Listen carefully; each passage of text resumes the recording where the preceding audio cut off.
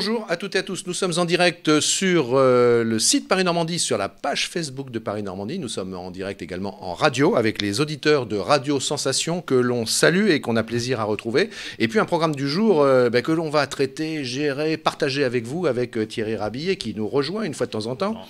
Quand vous m'invitez, Sylvain, je sais mais pas, Thierry, plaisir, vous êtes un invité permanent ici, mais vous avez tellement de boulot avec votre journal que c'est de temps en temps que vous nous rejoignez. Et puis Dorothée, c'est pareil, qui fait un comeback, une fois de temps en temps, Dorothée. Bonjour Sylvain, bonjour Thierry, bonjour aux internautes et aux auditeurs. Eh bien super, voilà, des gens qui nous regardent par l'image et des gens qui nous écoutent avec les ondes.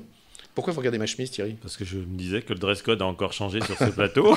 Il y avait les chemises d'Anthony et maintenant il y a les chemises de Sylvain.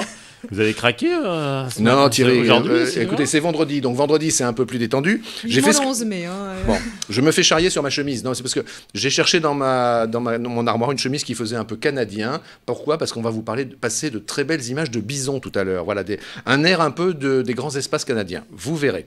En tout cas, on lance un petit générique. Ouais. Et puis juste avant, je dis bonjour à Christelle, à Christine. Je fais un bisou à Géraldine. On m'a demandé de le faire, je suis obéissant. Et puis bonjour à Michel qui nous suit depuis, je sais plus, le sud de l'Espagne. Générique.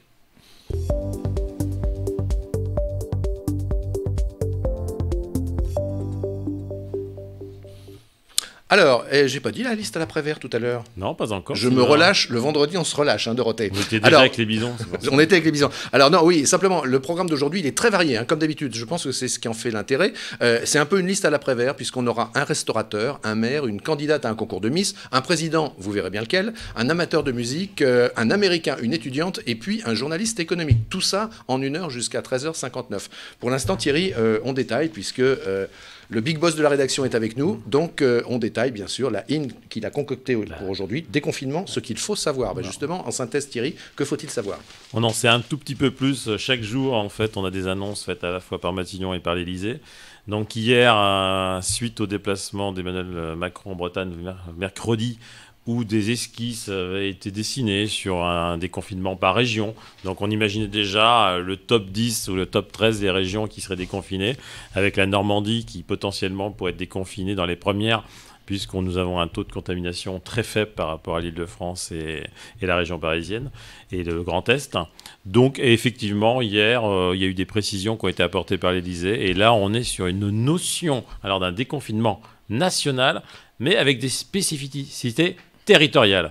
Donc, grosso modo, j'ai interrogé hier Hervé Morin qui demandait, lui, un déconfinement par région. Il a président de région. Globalement, on est vers un déconfinement qui est quasiment régionalisé avec des spécificités. Donc, on va devoir sûrement s'adapter avec les grandes métropoles qui auront des consignes sûrement plus strictes que les petites... villages de campagne, donc dans l'Orne, dans la Manche ou dans l'Eure, dans les petits villages où il y a 1 ou 2 commerces, il y aura sûrement plus de liberté ou moins de contraintes, alors que dans les grandes villes, on peut imaginer le modèle allemand où ce sont les commerces de moins de 800 mètres carrés qui ont pu ouvrir avant les grandes enseignes bien connues qui sont sur 10 000 ou 20 000 mètres carrés. Donc on s'oriente vers ce type de déconfinement pour le commerce, à l'exception bien sûr de l'hôtellerie, de la restauration et des bars. Une réunion s'est tenue ou se tient encore aujourd'hui à l'Élysée avec les professionnels de la restauration, avec Emmanuel Macron, qui attendent eux un feu vert, un assouplissement. On n'est pas avant le 15 juin a priori, mais on en saura plus en fin de matinée, peut-être pendant l'émission. Des informations vont tomber sur les fils des agences. Et Dorothée, vous allez pouvoir bientôt retourner chez le coiffeur. Mais arrêtez, j'y suis allée juste avant le confinement. Ça va, ça dure, ça se passe bien. C'est pour ça que vous êtes attaché par derrière. Bon, on va tous pouvoir retourner chez le coiffeur. Ça va être le coiffeur, Thierry, sérieusement, à partir du 11. Logiquement, mais sachant aussi que s'il y a des spécificités par profession, sachant qu'un coiffeur, quand même, il y a un contact quand même comme de proximité avec le client. Donc, quelles seront les consignes qui seront données au coiffeur avec le port du masque? Est-ce que le client devra porter un masque? Avec les fameuses visières également. Les visières également. Donc, il faut laisser le temps parce qu'aujourd'hui, on est le 24 avril. Le déconfinement, c'est le 11 mai. Vous n'avez pas perdu de vue que le 1er mai, c'est férié. Le 8 mai, c'est férié. Oui. Ce sont des vendredis. Donc, on perd 2 jours ouvrés qui vont être perdus quelque part pour la vie économique, pour les commandes notamment qui viennent de l'extérieur. Donc, ce que disait aussi hier Christophe Bouillon, le député de Seine-Maritime, qui a participé à une réunion sur le déconfinement avec l'Élysée, avec Emmanuel Macron. Ça a duré 4 heures le débat hier en visioconférence entre 10h et 14h. il a expliqué justement qu'en fait, on est vraiment dans un état d'urgence. Il reste que 8 jours quasiment pour préparer ce déconfinement, si on enlève les week-ends et les jours fériés. Donc c'est très très peu, parce qu'il y a plein de choses à faire, notamment tous les bons de commande à envoyer, les livraisons qui viennent de l'Asie.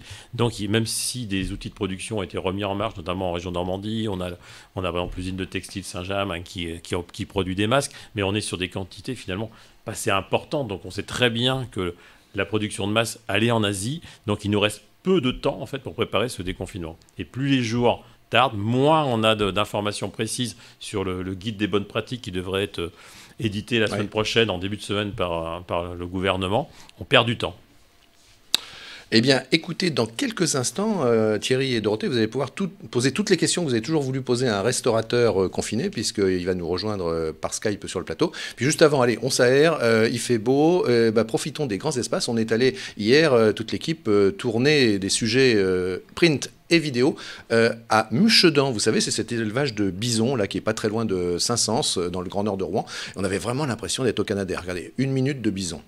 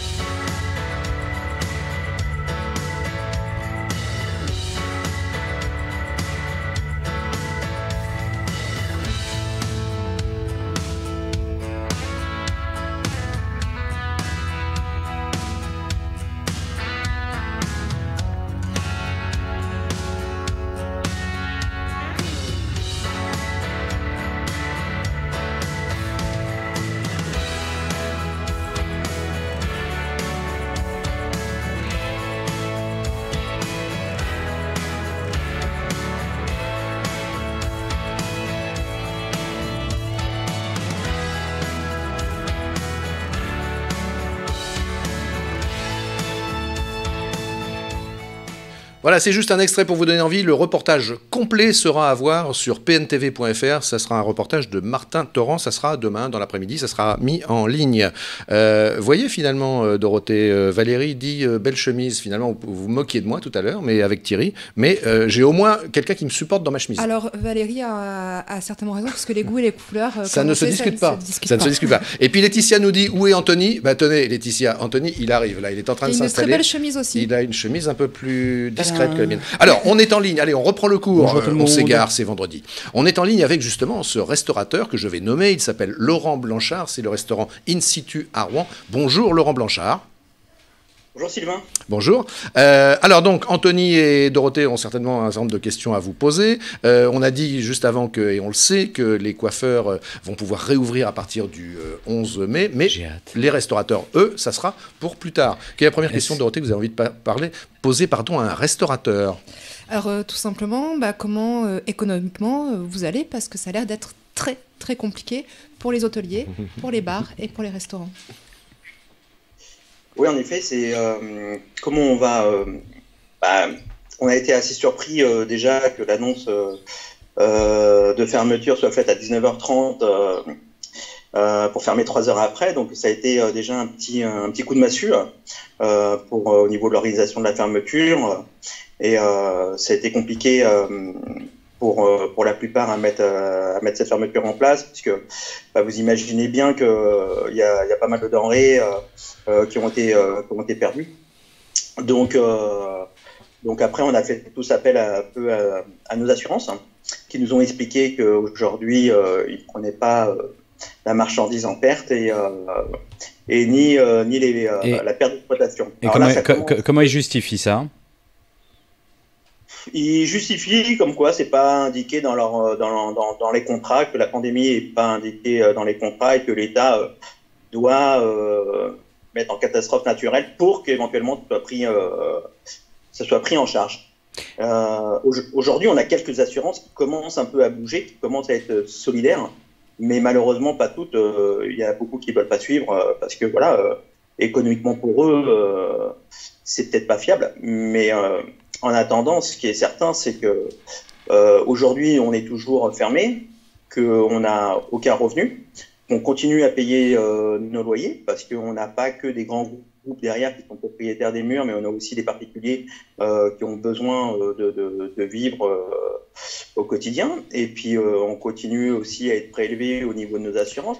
Donc, on a vraiment l'impression que aujourd'hui, nous, commerçants, on a vraiment été mis de côté. Alors, financièrement, pour ceux qui avaient et sinon, vous parlez de finances, combien de personnes travaillent dans votre magasin qui sont aujourd'hui, je pense, au chômage total? Enfin, votre restaurant. Alors, dans votre restaurant, pardon.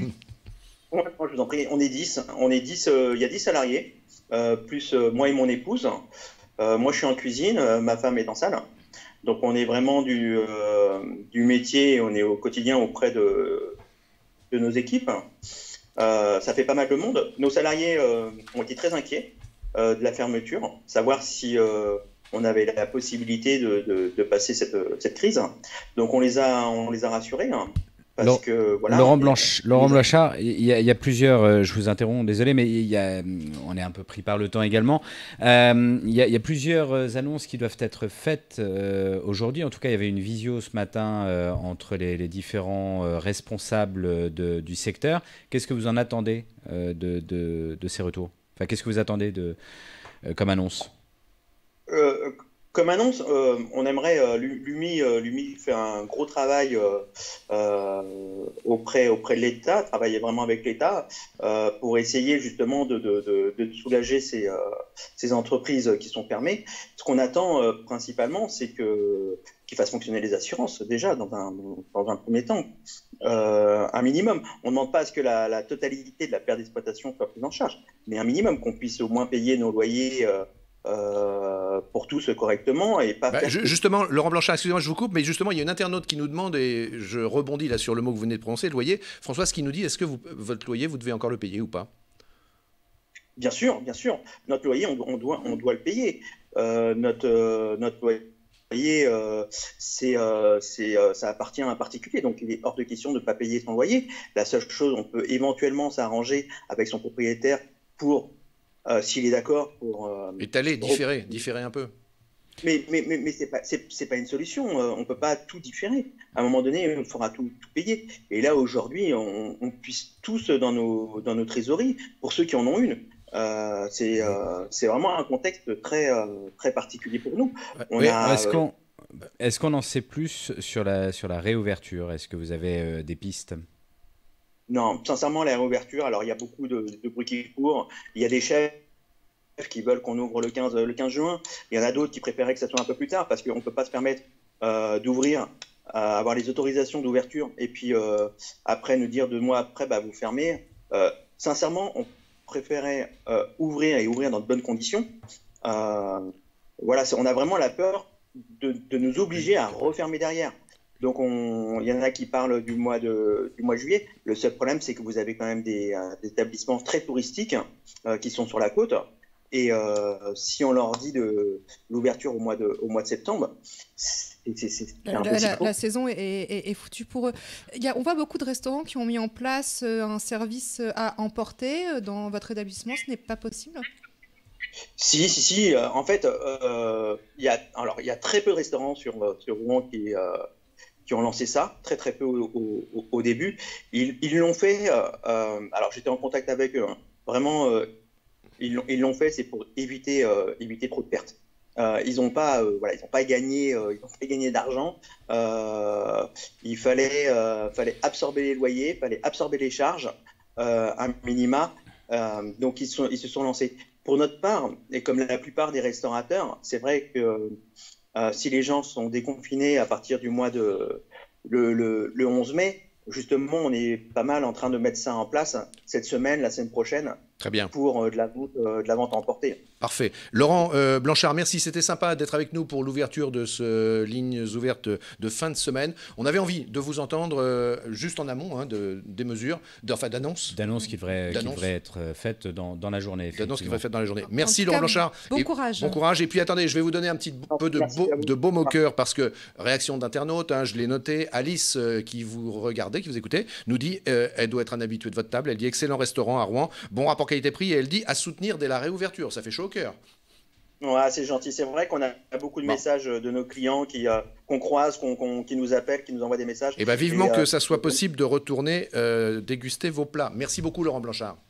Merci, passez une bonne journée. Au revoir. Voilà, on vous passe quelques images maintenant, un peu de vidéo. Reportage qui a été fait il y a 3 jours à la ferme des Peupliers. On est à Flipou, dans l'Eure. On est dans le sud, le grand sud de l'agglomération. On voyage aujourd'hui. Très belle ferme, très bon yaourt. Et puis, intéressant de tendre le micro à tous ces agriculteurs, ces exploitants. On s'aperçoit qu'ils rendent hommage à ces circuits courts qui reprennent de la vigueur. Regardez. Et juste après, on sera avec un élu local. On prendra la température des communes.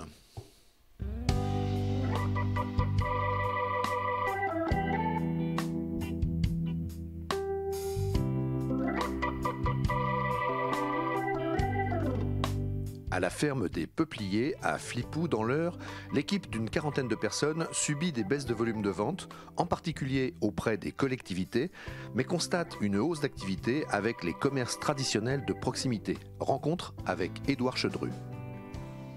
Ici, vous êtes à la ferme des Peupliers, à Flipou, dans l'Eure. Nous sommes agriculteurs, éleveurs laitiers et transformateurs, puisque nous transformons depuis 1963 le lait de nos vaches en yaourt, et desserts lactés et fromage frais. Nous sommes 45 personnes sur l'exploitation, avec un troupeau de 200 vaches laitières, et nous expédions 13 millions de pots de yaourt par an.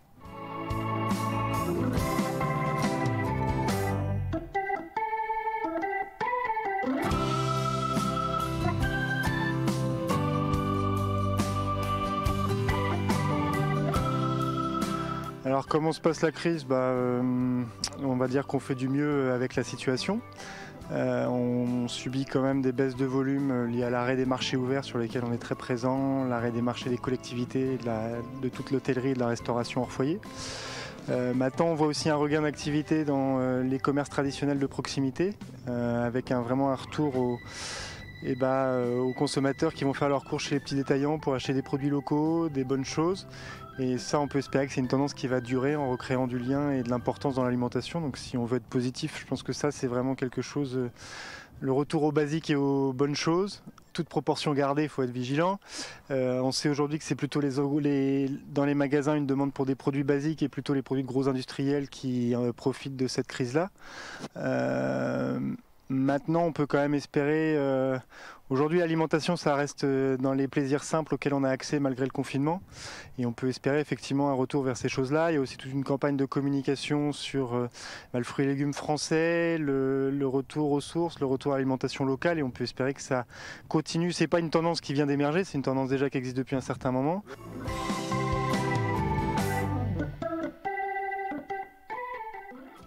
Voilà, juste pour l'anecdote, Dorothée et Anthony, il faut savoir que David Beckham, qui un jour, dans un restaurant parisien, se faisait servir un dessert qui était composé à base de yaourt de la ferme des Peupliers, a flashé sur ces yaourts-là. Et puis, donc, il a tweeté, posté, instagrammé, et ça a donné un afflux de vente à la ferme des Peupliers, au fin fond de l'Eure. C'est quand même étonnant. Comme quoi, les réseaux sociaux, ça fonctionne, bien sûr. On est avec un homme, je ne sais pas s'il est adepte des réseaux sociaux. En tout cas, c'est Dominique Gambier, maire de Déville-les-Rouen. Bonjour, monsieur le maire. Bonjour, Dominique Gambier. Bonjour. Voilà. Maire de Déville-les-Rouen, vous avez mis en place des aides spécifiques pendant cette période à destination des habitants de votre commune. Est-ce que vous pouvez nous en dire un peu plus ? J'ai vu notamment une aide alimentaire. Oui, parce que nous avons une banque alimentaire qui fonctionne avec des bénévoles, beaucoup de retraités qui malheureusement avec le confinement se sont retirés. Et donc les élus s'y sont substitués et ont entendu un certain nombre de choses sur les difficultés qu'avaient les familles qui ne pouvaient plus envoyer leurs enfants à l'école. Donc nous avons voulu réagir très vite et nous avons mis en place des bons. On a créé une sorte de monnaie, on a créé des bons alimentaires. Il a fallu discuter avec le percepteur parce que ce n'est pas facile.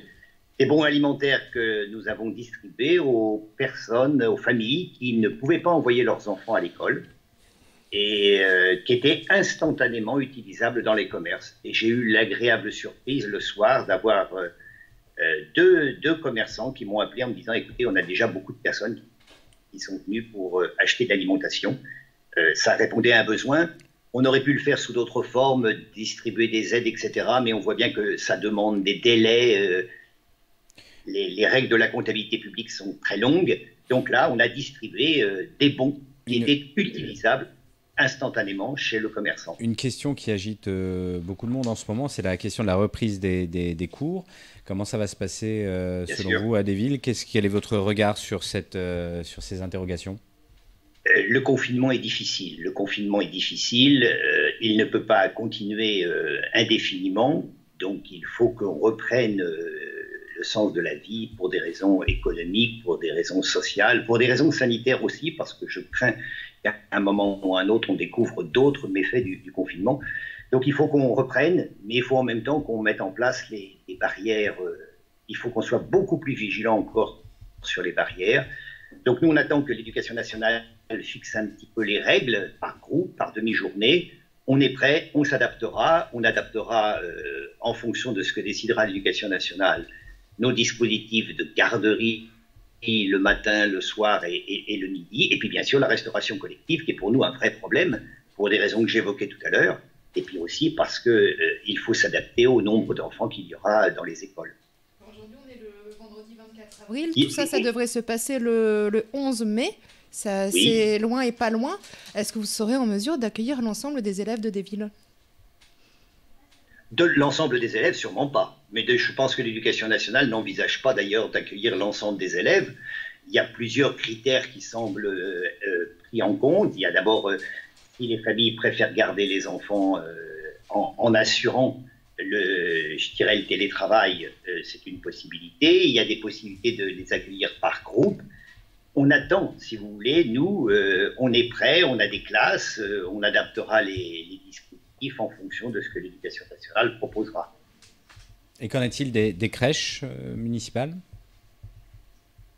Alors, notre crèche actuellement fonctionne pour les personnels de santé et les personnels de sécurité.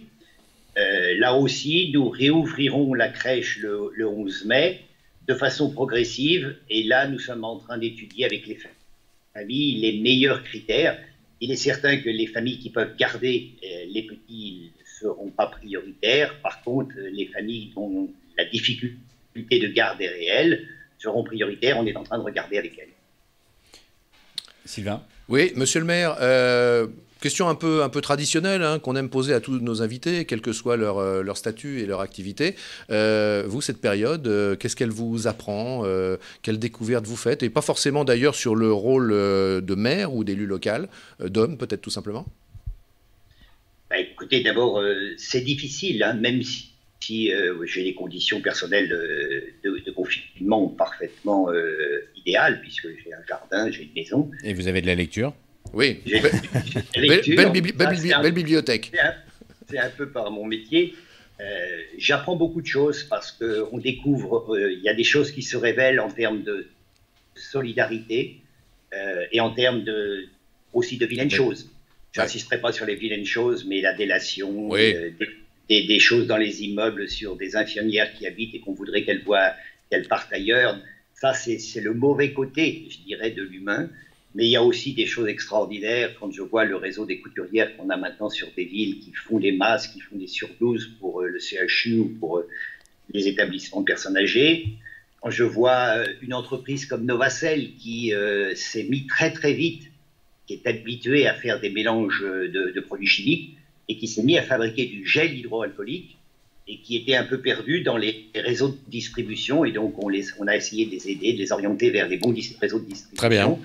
Et aujourd'hui, sur des villes, on a du gel de Novacell. Ben, parfait. Comme dans beaucoup d'entreprises hein, changent leur dispositif de production pour s'adapter. Et très nombreuses parmi elles, d'ailleurs, le font de manière gracieuse. Hein. C'est fréquent de le constater. Merci beaucoup, Dominique Gambier, d'avoir partagé ce moment dans Lignes Ouvertes avec nous. Bonne chance. Peut-être à une prochaine fois. Merci beaucoup. Merci. Au revoir. Oui, au revoir. Au revoir. Oui. Et puis donc maintenant nous allons accueillir, j'avais promis un président, vous savez il y a une vieille blague en France, on dit que dans la rue un samedi après-midi quand les gens font leurs courses, lorsque vous dites bonjour président, vous avez les 3/4 des gens qui se retournent, tout le monde est président de quelque chose, une association de boules, de tir à l'arc. C'est une très vieille blague. C'est ce que j'allais dire, tu me l'as enlevé, c'est générationnel. Est-ce qu'on a parlé de la crise de Sylvain déjà ou pas? Oui, on a déjà le début de l'émission. Oui, c'est fait. Alors donc, on va maintenant accueillir le président du comité régional Normandie d'Action Action Logement. De quoi s'agit-il? Eh bien, écoutez, on va lui demander, puisque justement, il arrive tout de suite en ligne avec nous. Bonjour Jacques Furon. Est-ce que vous nous entendez? Bonjour monsieur. Très bien. Très bien, et vous? Ça va, on vous voyait là aux manettes, aux commandes de votre ordinateur. On dirait un pilote de ligne en pleine action. Donc du coup, bonjour Monsieur le Président. Voilà, Jacques Furon, vous laissez reprendre possession de votre image et de votre son. Donc, Action Logement, je disais qu'il nous a paru intéressant de vous avoir, Président. Pourquoi vous allez comprendre, vous qui nous suivez. Redites-nous en quelques mots très simples et de manière très pédagogique ce qu'est le métier d'Action Logement. Bien, écoutez, trois mots sur l'histoire. Au sortir de la Deuxième Guerre mondiale, donc dans les années 1949, un certain nombre de chefs d'entreprise du nord de la France, mais très rapidement aussi des chefs d'entreprise normands, décident de consacrer 1% de leur masse salariale pour aider leurs salariés au sortir de la guerre à se loger, à construire ou reconstruire leur logement. Donc est née cette idée donc, du 1% logement par une initiative patronale. 1953, le législateur a rendu obligatoire pour toutes les entreprises de plus de 10 salariés donc, de cette participation à l'effort de construction. Et depuis, donc, il y a eu un certain nombre de modifications, d'organisation. Et en 2017, il y a eu la création d'Action Logement, donc, qui est le ex-1%. Le ex-1%, voilà, c'est ça. Président, bravo, parce que vous avez fait, c'est formidable ce que vous avez fait, de 1945 à 2017, vous avez été très très synthétique. Alors, ce qu'on a envie de savoir aujourd'hui, c'est, donc cette Action Logement favorise le logement notamment aux salariés. Hein. Par exemple, quelqu'un qui va travailler à 100 ou 150 km de son habitation, eh bien, a quelquefois besoin de se loger sur place, c'est quelquefois difficile. Par exemple, des saisonniers qui travaillent à Deauville ont besoin de votre aide. Et justement, vous êtes financé comment? Enfin, pardon, oui, je voudrais juste terminer. Donc, ce qui nous paraissait intéressant de savoir, c'est ce métier que vous faites habituellement, comment il se transforme aujourd'hui et quelle est la spécificité de votre action du moment. Puis ensuite, vous pourrez effectivement répondre à la question d'Anthony sur le financement. Parfait. Alors aujourd'hui, je dirais qu'en dehors de la crise sanitaire que nous traversons, Action Logement donc, collecte la participation des entreprises et ensuite affecte et flèche les crédits. Alors, les crédits ils sont fléchés sur plusieurs natures. La première nature, c'est que nous avons une convention quinquennale avec l'État. Et donc, dans cette convention quinquennale, un certain nombre d'emplois de fonds doivent être réalisés par Action Logement. Juste pour mémoire, plus de 70% du budget de l'Agence nationale de rénovation urbaine, l'ANRU, qui réalise notamment en Normandie un certain nombre de projets, eh bien 70% des fonds de l'ANRU viennent d'Action Logement. Dorothée. Oui. Ensuite... du coup, parce que là, vous parlez hors crise, et qu'est-ce que vous apportez aujourd'hui en temps de crise sanitaire pour les personnes qui ont soit des difficultés à se loger, oui, ou qui ont besoin de prêts énergétiques, notamment, je pense? Oui, alors effectivement, il y a, je dirais, en dehors de cette convention quinquennale, il y a des emplois traditionnels donc pour aider les salariés à se loger. Et l'exemple que donnait M. Richon, c'est qu'effectivement, nous accompagnons les salariés dans leur parcours résidentiel pour louer un appartement, acheter, faire des travaux, mais également dans le cadre d'une mobilité. Un salarié qui peut être muté ou un chômeur qui va trouver du travail loin de sa région d'origine. Donc nous allons les accompagner. Nous les accompagnons par une filiale d'Action Logement qui est Ma Nouvelle Ville pour pouvoir les aider à trouver un logement dans leur nouveau lieu de résidence, leur trouver des inscriptions dans les écoles, mais également pour pouvoir passer cette crise sanitaire terrible. Action Logement a décidé des mesures particulières en faveur des salariés des entreprises qui rencontreraient des difficultés. Donc, tout salarié qui aura une difficulté financière pendant cette période de crise sera accompagné par Action Logement pour pouvoir les aider à payer leur loyer si tant est qu'ils sont en difficulté pour le payer. Vous Un évoquiez les financements qui viennent des entreprises, les entreprises qui sont aujourd'hui à l'arrêt, mises à mal, qui vont avoir des problèmes de trésorerie. On peut envisager que ça vous pose à vous également des problèmes de trésorerie. Comment vous voyez la suite de votre activité ? Eh bien, écoutez, ça sera avec un décalage dans le temps, parce que pour l'instant, les entreprises versent leurs cotisations en fin d'année. Donc, en fin 2019, ils ont versé leurs cotisations sur l'exercice 2018. En fin 2020, ils verseront leurs cotisations sur 2019. Et effectivement, 2020 sera une année affectée. Donc aujourd'hui, on n'en connaît pas encore l'ampleur. On sait qu'il y a un chômage partiel énorme sur toute la France. Et donc la Normandie n'est pas exempte de cette problématique-là. Donc effectivement, nous le mesurerons financièrement, je dirais, avec un décalage de 2 ans. Donc ça sera fin 2021 que nous appréhenderons la réalité de la problématique financière des entreprises sur cette période de crise sanitaire. Oui. Donc aujourd'hui, il n'y a pas de problématique financière pour Action Logement. Mais est-ce que vous seriez prêt à faire un geste pour les entreprises qui ont des problèmes de trésorerie à la fin de l'année 2020, quand ils verseront l'aide ? Alors, nous sommes un organisme paritaire. Il y a une gestion donc, qui est faite au niveau d'une holding qui s'appelle Action Logement Group, qui est un organisme paritaire, qui est une association. Et c'est le conseil d'administration d'Action Logement Group qui sera à même de voter toute disposition par rapport à l'éventuelle problématique. Donc, moi, je suis que le représentant d'Action Logement sur la Normandie et je ne peux pas répondre à votre question.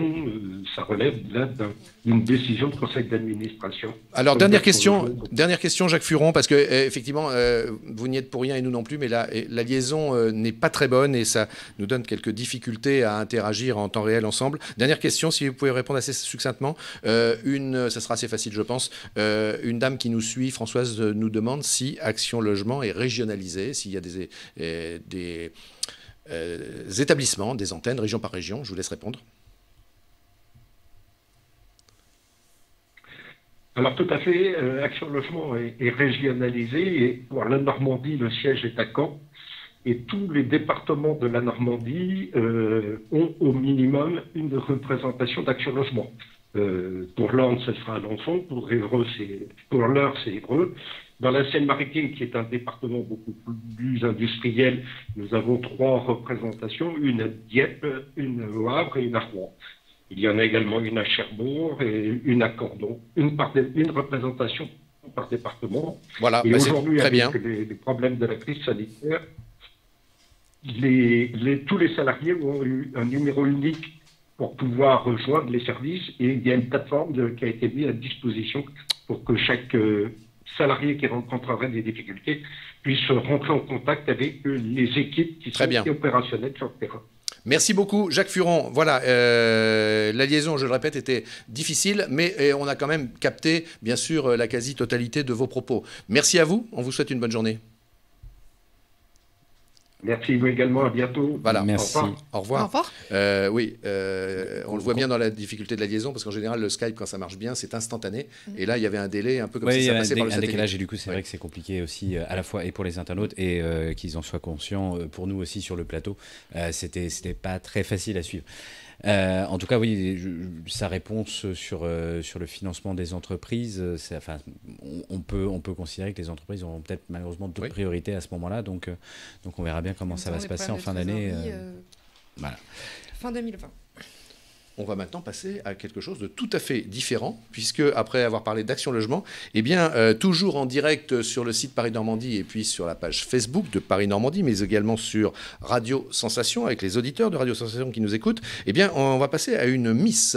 Une Miss, elle s'appelle Kéline Nourichard et elle va nous apporter un peu de fraîcheur, disons-le, parmi ces sujets qui sont quelquefois un petit peu difficiles, voire un peu arides. Bonjour Kéline.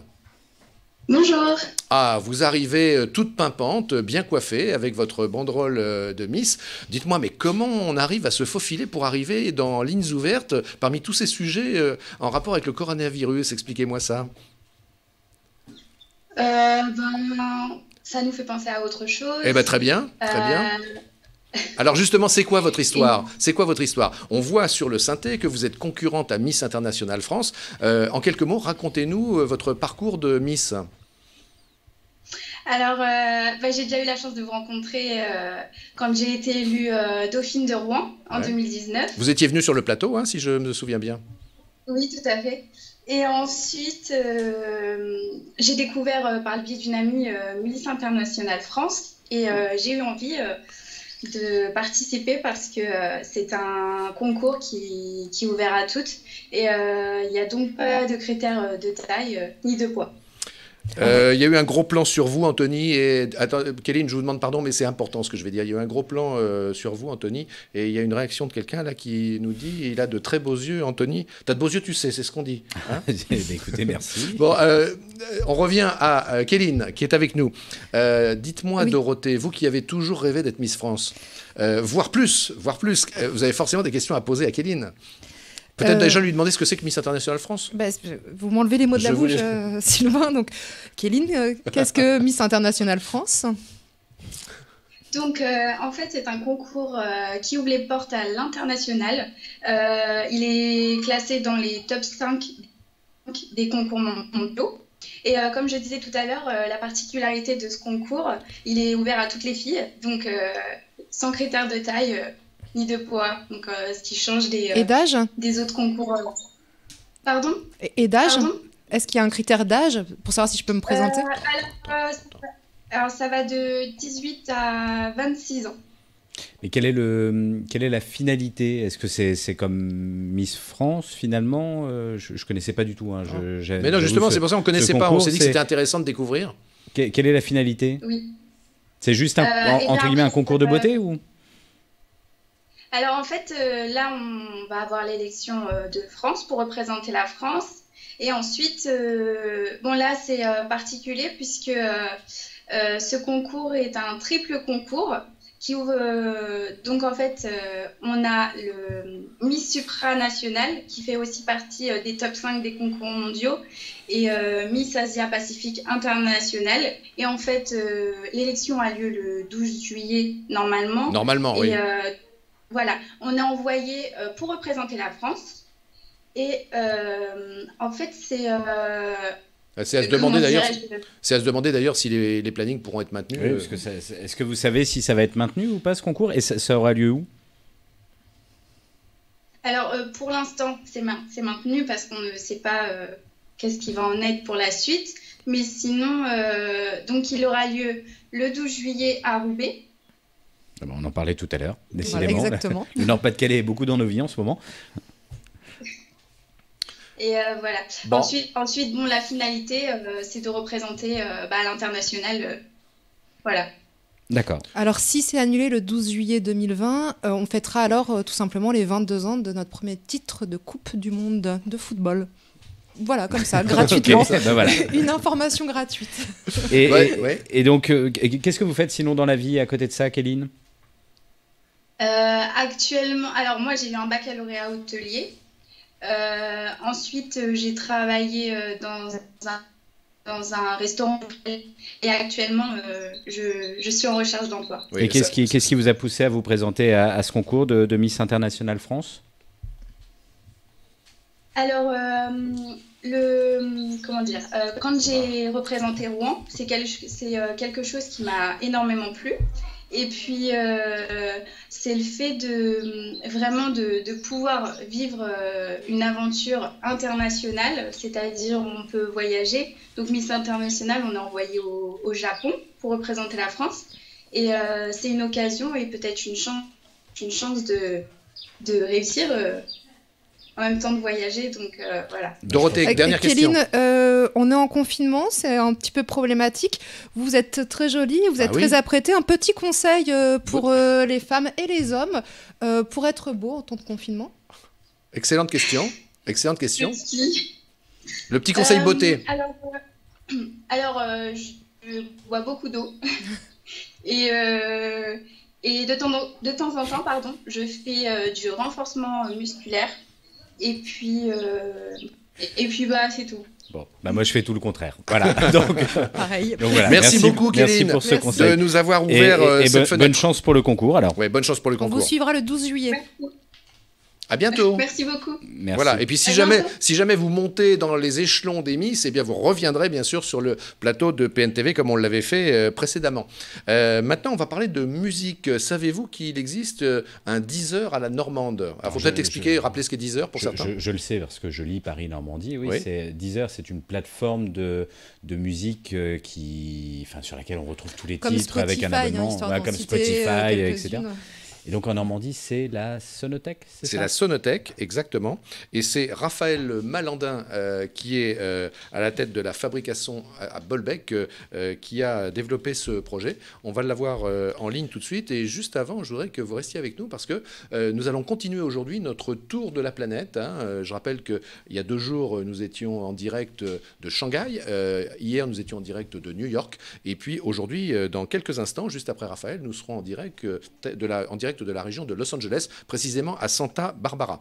Mais pour le moment, Raphaël Malandin est avec nous. Bonjour Raphaël. Bonjour. Voilà, on passe des Miss à Raphaël. Vous ne perdez pas au change, Raphaël. Monsieur Univers, ça vous a jamais tenté? Non, pas vraiment, Non. j'ai pas la carrure. Pas la carrure, ok. Alors, on a parlé de vous déjà, on a parlé de la fabrication à Bolbec, on parle de ce Deezer à la normande. L'expression ne vous plaît peut-être pas, mais elle est assez facile pour faire comprendre ce qu'est la Sonothèque. Expliquez-nous mieux. En fait, la Sonothèque, il y a plusieurs facettes, plusieurs aspects. Et le premier aspect, c'est vraiment la patrimonialisation des musiques actuelles en Normandie. Donc, ça se concrétise de cette façon. On essaye de répertorier, de collecter et d'archiver tout ce qui s'est fait musicalement sur la Normandie depuis le plus vieil enregistrement qu'on a, date de 1962. Donc ça, c'est le premier aspect, l'aspect patrimoine. Ensuite, effectivement, il y a la diffusion, et là, on pourrait parler de Deezer à la normande, puisqu'on met tout ça en ligne via un site et une application. Et puis, le troisième aspect, et pas le moindre, c'est la valorisation de la scène normande. Donc, en fait, forcément, sans les artistes, il n'y aurait pas cette patrimonialisation, il n'y aurait pas de musique. Donc, du coup, on parle des artistes, on fait des relais sur nos réseaux sociaux de leurs nouvelles sorties, de leurs clips, on fait des interviews. Dorothée. Voilà principalement. Raphaël Oui. Malandin, vous parliez donc de patrimoine, de tout ce qui s'est fait en Normandie, donc pas forcément d'auteurs ou de chanteurs normands, mais aussi d'enregistrements normands. Je pense notamment à Joe le Taxi qui a été enregistré dans les studios à Rouen. Oui, tout à fait. Alors nous, c'est vraiment plutôt les artistes les artistes normands. On se concentre là-dessus. Pas forcément des artistes normands de naissance, mais qu'ils aient fait un maximum de leur carrière en Normandie. Donc des concerts ou qu'ils soient connus pour être des artistes normands. Est-ce que Dorothée, si je ne m'abuse, alors vous ne l'avez pas dit, mais tout le monde l'a en tête, évidemment, Joe le Taxi, la chanson de Vanessa Paradis. Enregistré rue des Bons Enfants à Rouen. Ouais, et justement, est-ce que ça n'était pas avec le dénommé Franck Langolf? Exactement, dans les studios de Franck Langolf. Exactement, voilà. Tout ça, on le retrouve sur abonnement ou comment ça se passe en fait? Je ne connais pas vraiment votre dispositif, pour être tout à fait franc. Alors, du coup, c'est sur un site internet que vous allez retrouver à l'adresse www.sonotech-normandie.com. Et en fait, c'est totalement gratuit pour l'utilisateur. D'accord, et on retrouve gratuitement tous les titres que vous avez pu archiver jusqu'ici. Il y a combien de titres en tout pour l'instant? En titre, il y en a 24 500. 24 500. Et est-ce que des artistes vous envoient directement leur production, des choses qui sont peut-être un peu confidentielles, mais qu'on peut retrouver sur votre plateforme? Oui, il y a certaines choses qu'on ne retrouve que sur notre plateforme. C'est tout l'intérêt de cette collecte et de ce patrimoine. On sait très bien dans les musiques actuelles que un groupe se monte, il enregistre 1 ou 2 albums, et puis finalement le groupe split, et puis tout disparaît une fois que tout a été vendu ou écoulé. Nous, cette collecte nous permet de garder une trace de tout ça, quoi. Est-ce qu'on n'a pas des problèmes, par exemple, de droit avec les artistes, les grands artistes normands Connus, oui. Connus. Oui, alors ça, c'est un souci. Alors, tout est... quand on ajoute un disque sur la sonothèque, on demande à l'artiste s'il est déclaré à la SACEM. Du coup, toutes les écoutes sont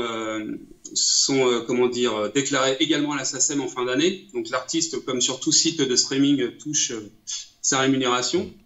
Mais effectivement, quand les artistes sont, eux, dans une maison de disques ou quoi que ce soit, c'est beaucoup plus difficile de récupérer les œuvres.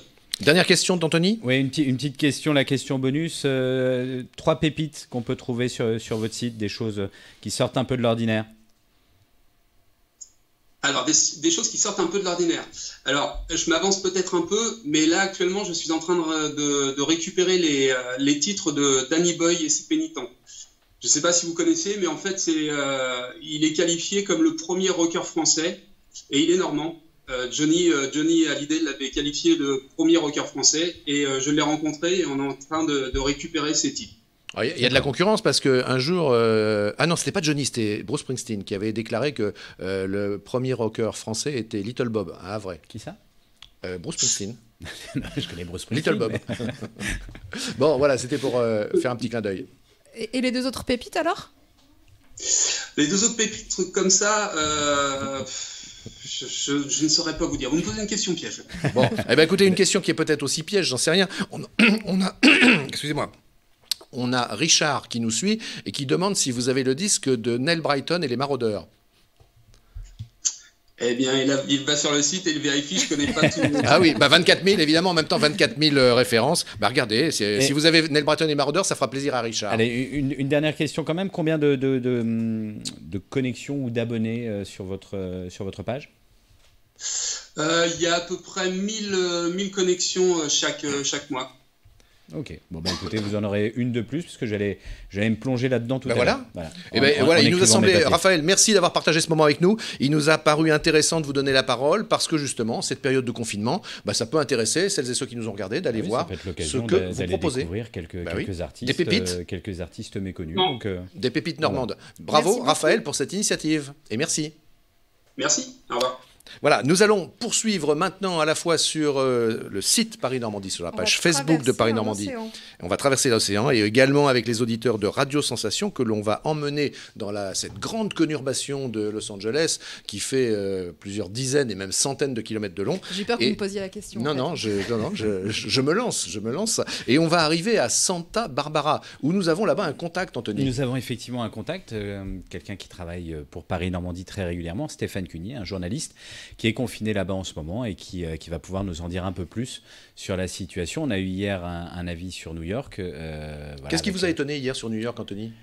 Écoutez, par rapport à ce qu'on entend dire dans les grands médias nationaux. Le calme et la sérénité avec laquelle notre interlocutrice s'est exprimée, on avait l'impression, quand on voyait certaines images d'autres médias, que New York était vraiment prise dans la tourmente. Elle avait l'air d'être beaucoup plus détendue que ce qu'on pouvait imaginer finalement. Et avant-hier, ce qui nous a étonné également, puisqu'on était avec Shanghai en Chine, ce qui nous a étonné, c'est la sérénité qu'affichait ce Français vivant là-bas. C'est pareil. En fait, c'est bien justement d'aller voir directement sur place avec ses interlocuteurs, puisque ça donne un autre son de cloche plus proche finalement du terrain que ce qu'on peut voir avec des grandes chaînes d'infos. On trouve d'ailleurs régulièrement dans les pages du quotidien Paris Normandie, on trouve des échos de ces Français et de ces Normands. Des très beaux témoignages. Vous en avez de traité, Français Dorothée à l'étranger. Non, c'est Marie Zinc, je crois, qui s'en occupe pour... C'est un peu toute la rédaction, effectivement, qui s'en occupe, mais oui, Marie Zinc en a fait quelques-uns. J'ai eu le plaisir d'en faire quelques-uns aussi. Podcast audio. Ouais, sur le site de Paris Normandie. Et là, on va pouvoir retrouver Stéphane Cugnier. Eh bien, nous sommes avec Stéphane Cugnier. Nous sommes en direct de la côte ouest américaine. L'homme de l'ombre, Stéphane Cugnier. L'homme de l'ombre, oui. Stéphane, si vous pouvez mettre un peu de lumière, peut-être, qu'on voit un peu mieux votre visage. Voilà. Donc, c'est la nuit, il est 3h45 du matin. Alors, merci de rester éveillé. Merci de rester éveillé parce qu'effectivement, c'est la pleine nuit là-bas chez vous.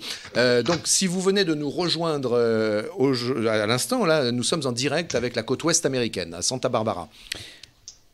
Stéphane, voilà, quelle est la situation chez vous ? Alors, la situation en Californie, elle est pas mauvaise. On a eu la chance d'avoir un gouverneur qui a pris des mesures assez tôt, puisqu'on a été le premier État des États-Unis à recommander le confinement le 19 mars. À titre d'exemple, le deuxième État à avoir pris des mesures de confinement, c'était le 22 mars. Donc nous, on a pris des mesures très très tôt et les choses n'ont pas été trop mauvaises parce que tous les magasins s'y sont mis, tous les restaurants ont fermé. Les gens ont été très, très réactifs et ont fait ce qu'il fallait. C'est un confinement qui est bien suivi? C'est un confinement très strict ou comment Non, ça se passe? c'est une recommandation de confinement et le gouverneur a appelé à la responsabilité individuelle et c'est quelque chose que les Californiens entendent. Les Californiens sont un peu moins indisciplinés que les Latins. Et donc, il y a des recommandations de confinement, il n'y a pas d'obligation. Par exemple, les plages sont toujours ouvertes, où on a le droit de sortir dans la rue, il n'y a pas d'attestation avec un petit papier pour sortir. Mais les gens font très attention. Vous qui êtes très au fait de l'histoire, de la situation française, comment vous voyez un peu ce qui est dit par Donald Trump aux États-Unis? On a un peu du mal à comprendre parfois son langage. Moi, j'ai toujours un peu de mal à comprendre la manière dont les Français réagissent par rapport à Donald Trump, parce qu'il y a quand même une fascination, une obsession de Donald Trump. Mais Donald Trump a très peu de pouvoir finalement. Ce sont les gouverneurs qui ont pris la main sur cette affaire. Donald Trump fait un peu son cinéma tous les jours avec sa conférence de presse qui est un peu n'importe quoi. J'imagine que vous faites référence à la dernière où il a recommandé de faire de la luminothérapie ou d'injecter du désinfectant. De l'eau de Javel, mais ça, c'est finalement une blague pour tout le monde. Mais les gouverneurs ont pris la main sur cette histoire, notamment le gouverneur de New York, qui est devenu la figure centrale parce que New York est très touché. Et le gouverneur de Californie qui a pris des mesures très très tôt, qui fait un point quotidien, qui prend des mesures vraiment très, très efficaces, le gouverneur de Californie qui alimente tous les autres États américains avec des ventilateurs, parce que nous on est des respirateurs artificiels, puisque nous ici nous sommes en surplus, qui même récupère des respirateurs artificiels, les répare et après les fournit aux autres États américains. Donc Donald Trump, tout le monde se focalise sur lui, mais les gouverneurs ont énormément de pouvoir ici et font ce qu'il faut par rapport à l'épidémie. Je pense aussi, on a vu des images un petit peu ahurissantes de ce qui se passe de l'autre côté, en Floride, au niveau de Miami, où les plages sont prises d'assaut. Est-ce que vous craignez ce genre de choses en Californie? Alors, je le crains pas parce que bon, vous pouvez voir les mêmes images ici à Los Angeles ou à Santa Barbara, même à San Francisco, les plages sont vides. Encore une fois, cette histoire de responsabilité individuelle fait que les gens ont pris conscience et se disent moi je dois faire quelque chose et donc je vais pas franchir la ligne jaune. Mais en Floride, je ne sais pas si vous connaissez un peu le système américain, mais on vient de passer le traditionnel spring break, et donc à cette époque-là, les jeunes partent en vacances et font la fête, et généralement la Floride est une des destinations principales, et donc tout le monde s'est retrouvé là-bas de manière un peu idiote, et il ne faut pas oublier non plus que le gouverneur de Floride est un gouverneur républicain, très proche pareil de Donald Trump, et lui n'a pas suivi les recommandations des médecins et a préféré faire un déconfinement et une ouverture qui n'était pas maligne, quoi. Stéphane, on a une personne qui nous suit, Nathalie, qui nous demande si vous portez des masques dans la rue sur la côte ouest. Oui. On porte des masques dans la rue, oui. On porte des gants en plastique quand on va faire les courses. Et vous en trouvez facilement? Des masques que vous en trouvez facilement? Alors, nous, on a quand même dans une situation en Californie où on est souvent touché par des incendies, par les feux de forêt. Et dans ces cas-là, la qualité de l'air est très dégradée. C'est très difficile de respirer. Et on a toujours des masques qui sont distribués dans ces cas-là. Donc les gens ont toujours un petit stock de masques chez eux par rapport aux feux de forêt qui peuvent se produire. Et donc là, dans cette épidémie, finalement, on était malgré nous préparés. Oui, j'en profite pour faire un petit coucou, Stéphane. On a Guillermina qui nous suit depuis le Maroc et elle nous dit qu'elle est confinée là-bas et qu'elle ne sait pas quand elle pourra revenir en Normandie. Alors voilà, on lui fait un petit coucou. Dorothée ? Oui, Stéphane Cunier, vous n'êtes pas un Américain comme les autres, vous êtes journaliste, comme on l'a dit. Est-ce que vous pouvez nous expliquer un peu, vous, ce que vous pensez de la situation, notamment normande, vue de la Californie ? La situation normande vue de Californie, alors moi je trouve que finalement j'ai pas l'impression que la Normandie soit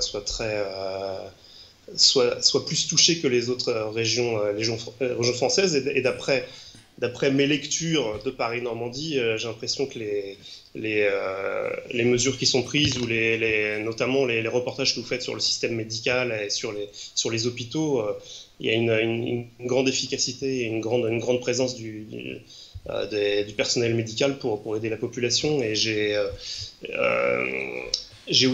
suis en contact avec pas mal de gens en Normandie, puisque j'ai ma famille qui est, notamment ma mère à Épeigne, à côté de Pont-Audemer, ou mon père du côté de Garennes-sur-Eure.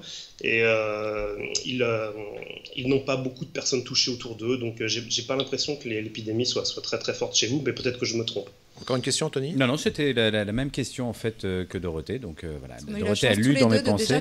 Mais effectivement, Stéphane Cunier a raison sur le côté normand. On n'est pas la région la plus touchée.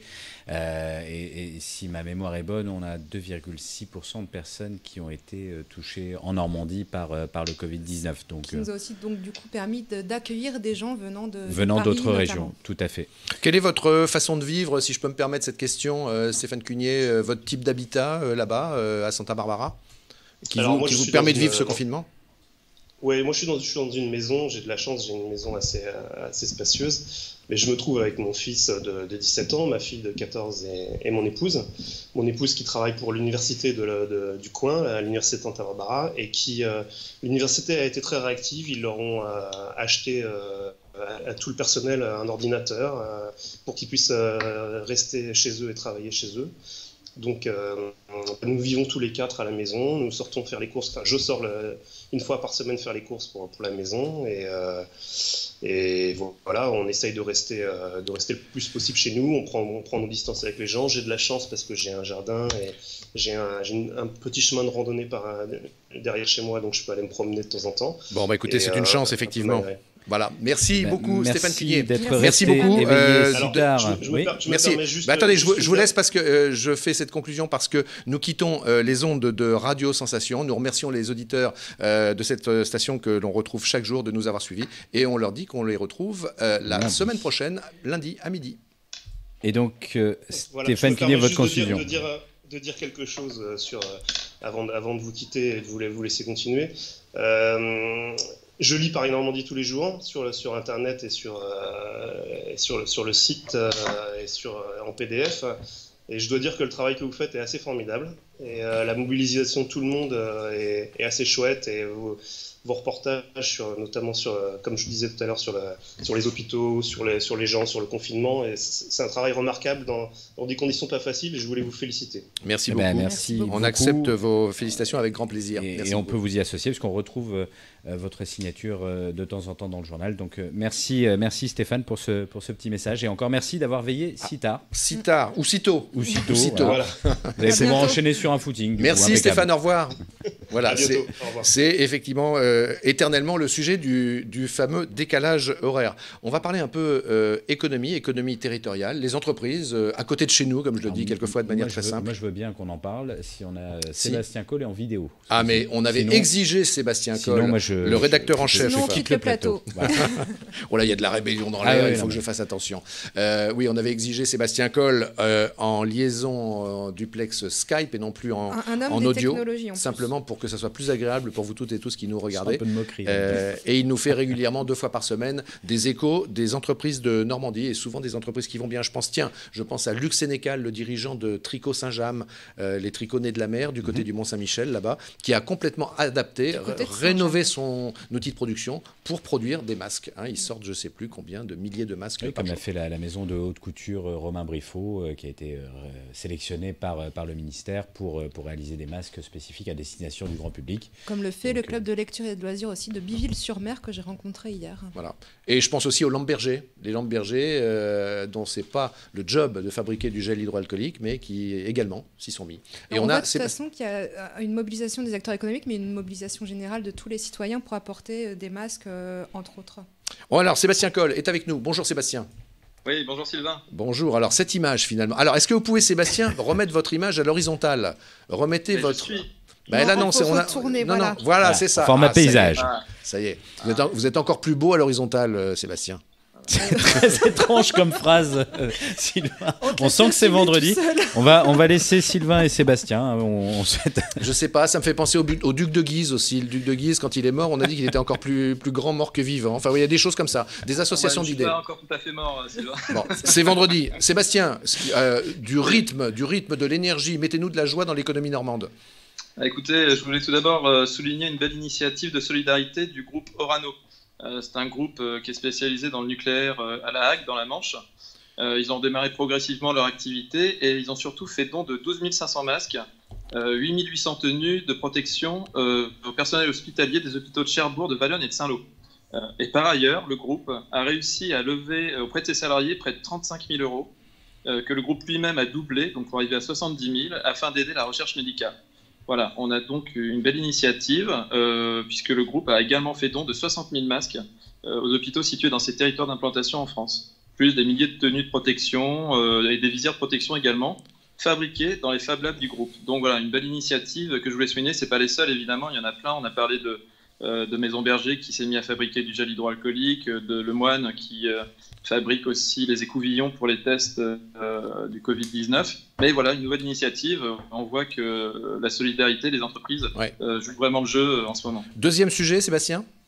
Donc le deuxième sujet, c'est pour montrer aussi que l'activité continue malgré les restrictions. On a le village Baïséa de Rouen qui héberge 17 startups à ce jour et qui a lancé un nouvel appel à candidature à destination des startups et des porteurs de projets. Ouais. Donc l'activité ne s'arrête pas, on continue à pouvoir proposer des choses, faire des projets. L'activité est toujours vivace. Là, on est sur les quais de Seine au hangar 107 à Rouen. C'est là qu'est installé le village Baïséa. Et donc l'appel à candidature, la limite de réception, c'est jusqu'au 15 mai pour les candidats intéressés. Et troisième et dernière actualité. Alors vous savez que le commerce en ligne a connu une forte hausse avec le confinement, évidemment, puisque les commerces physiques sont fermés. Et on a notamment une plateforme qui a été ouverte en Seine-Maritime par Victor Gaubourg, qui était à l'origine d'un autre concept avant ça. Ça s'appelle Olka. C'est une plateforme de e-commerce qui permet à des centaines de commerçants, aujourd'hui 400, de pouvoir faire des livraisons à domicile grâce au site internet. Grâce à la plateforme Olka qui relaie donc leur offre auprès des internautes. Et de mémoire, Sylvain Richon était allé le rencontrer pour un reportage que nous avions diffusé ici même. Oui, je peux même ajouter, Sébastien, que, et bien sûr, comme vous le dites, il profite beaucoup de la conjoncture et son chiffre d'affaires d'un mois sur l'autre a été passé à 2000% en croissance. Plus 1655% en effet de chiffre d'affaires apporté aux artisans et commerçants entre février et mars. Donc c'est vraiment une explosion littéralement de ce type de commerce en ligne. Donc voilà, je voulais le souligner. Et juste pour compléter, le site enregistre plus de 25 demandes entrantes en ce moment contre 5 en temps habituel. Qu'est-ce que c'est une demande entrante ? Eh bien, ce sont des commerçants qui veulent adhérer à la plateforme pour pouvoir bénéficier de ces services. Pour pouvoir vendre leurs produits, oui. Voilà, c'est ça. Merci beaucoup, Sébastien. Je vous en prie. Merci pour cette petite rafale de 3 brefs de l'économie normande. On vous retrouve la semaine prochaine, mardi et vendredi. C'est OK ? Mercredi. En vidéo. Bon week-end. Oui. Maintenant que je sais, maintenant que j'ai réglé les problèmes techniques. Maintenant que vous avez lâché votre Minitel, impeccable. Sébastien, maintenant que vous êtes enfin entré dans le nouveau monde, bravo. Bravo. Oui, vous maîtrisez la technologie. Vous allez voir, on y est bien. Et dernier sujet alors, Anthony. Dernier sujet, oui, puisqu'on va retrouver encore en vidéo une étudiante rouennaise, la présidente même de la Fédération des étudiants rouennais. Ils ont lancé une action solidaire vis-à-vis des autres étudiants qui sont confinés et qui n'ont pas forcément beaucoup de moyens. Ils ont lancé une grande collecte. C'est Anne-Laure Sirier qui va nous en parler dans quelques secondes. Je pense qu'on est en train d'établir la connexion. Qu'est-ce qui vous a le plus frappé, Dorothée, depuis ce début de confinement, parmi tout ce qu'on appelle les initiatives solidaires ? Il y en a de très nombreuses, très variées. Moi, c'est vraiment les micro-initiatives. Je parlais du club de lecture et de loisirs de Biville-sur-Mer qui, tous les jours, apporte dans des commerces 5-6 masques pour mettre à disposition de la population.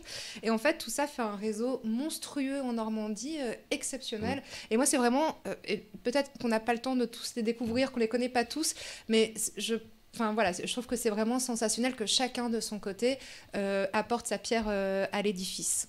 Et on est maintenant en connexion directe avec Anne-Laure. Et ça bouge beaucoup là. Bonjour Voilà. Anne-Laure. Bonjour. Vous nous entendez? Oui, bonjour. Vous êtes la présidente de la Fédération des étudiants rouennais. Oui, c'est ça. Et vous avez lancé une opération solidaire. Est-ce que vous pouvez nous en dire un peu plus? Oui, alors en fait, on a lancé l'action à 1 mètre de vous pour venir en aide auprès des étudiants pendant cette période de confinement. L'idée, c'est de pouvoir toucher un maximum d'étudiants et de leur offrir des denrées alimentaires et des produits d'hygiène gratuitement. Vous les récupérez où, ces denrées alimentaires et ces produits d'hygiène? Alors, on fait des récoltes dans les grandes surfaces qui veulent bien nous accueillir malgré les limites hygiéniques. Et donc, voilà, donc ça se passe un peu dans toutes les villes. On est sur Mont-Saint-Aignan, Saint-Étienne-du-Rouvray, Évreux, etc. Donc là, vous êtes sur le campus de Mont-Saint-Aignan, il me semble. Oui, oui, on est sur le campus du Panorama. Vous qui êtes au contact de ces étudiants, est-ce que vous pouvez nous décrire un peu l'état d'esprit, comment ça se passe, pour ceux qui sont confinés en résidence universitaire? Alors, a priori, ça a l'air plutôt... il y a l'air d'avoir une solidarité entre les étudiants dans les résidences. Et en même temps, c'est un peu paradoxal parce qu'il y a quand même un sentiment d'isolement social, évidemment. Et là, pour l'Université de Rouen, on va arriver dans une période d'examen à distance. C'est quelque chose de très incertain encore. Et donc, il y a du stress aussi qui s'installe. Et je pense que ce petit moment de rencontre leur fait oublier un instant tout ce confinement. Et vous êtes au courant de situations vraiment très délicates parce qu'on pense aussi que financièrement ça peut être compliqué pour ces étudiants qui, pour certains, ont aussi perdu leur travail qui les aidait à subventionner leur vie étudiante. Alors évidemment, il y a beaucoup d'étudiants qui ont perdu soit leur moyen de revenu, leur job étudiant, soit leur stage rémunéré qui leur permettait de pouvoir subvenir à leurs besoins. Et à l'heure actuelle, c'est un peu compliqué. Effectivement, ils sont obligés de faire des restrictions, soit alimentaires, soit... de toute façon, c'est l'alimentation qui va être réduite en premier, puisque c'est la première chose dont on peut se passer et réduire des repas pour garder un minimum d'argent sur les... Une dernière question. La prochaine collecte, elle aura lieu où et quand? Alors, la prochaine collecte, elle aura lieu lundi prochain au Cora d'Évreux, toute la journée. Très bien. Super, c'est noté. Merci beaucoup Anne-Laure Siriex. De rien, merci à vous. D'avoir partagé toutes ces informations avec nous. Merci Anthony Quindroy et Dorothée Brimont et à toutes celles et ceux qui nous suivent selon les formules consacrées, mais qu'on vous dit avec le cœur, avec cette grande sincérité qui fait qu'on a beaucoup de plaisir à partager ces moments quotidiens de 12 à 13 du lundi au vendredi avec vous tous. Et merci Sylvain Richon et Dorothée Brimont, et on salue Thomas Dubois qu'on retrouve la semaine prochaine. Absolument. Également. Et on n'oublie pas. Et Thierry Rabillet qui était là. Et Adrien Pulby, bien sûr, notre réalisateur que l'on remercie régulièrement. Et Martin Thorin. Et voilà, mais c'est un déferlement de remerciements. Et puis tous ceux qui nous regardent. Et Claudia aussi. Juste, on n'oublie pas Chapix. Chapix qui nous dit: consacrerez-vous prochainement une émission liée au problème des masques, où en trouver, peut-être avec des élus. Il y a d'autres messages aussi qui nous parviennent. On note une certaine inquiétude s'agissant de la manière dont on pourra se procurer ou non des masques. On évoque depuis le début du lancement de l'émission les problématiques autour des masques, etc. Et c'est vrai que là, on sait par exemple que la métropole de Rouen-Normandie a procédé à l'achat de 500 000 masques pour les distribuer. On travaille évidemment sur ce sujet et sur la façon dont ça va être délivré aux habitants de la métropole. Et on vous apportera ces informations. Voilà. La semaine prochaine, nous serons notamment au Japon, au Portugal, en Russie également, pour les sujets internationaux et les témoignages de celles et ceux qui témoignent sur leur vie au quotidien. On vous souhaite un très très bon week-end. On vous dit à lundi prochain, midi. À lundi, et restez chez vous, même ce week-end. À lundi.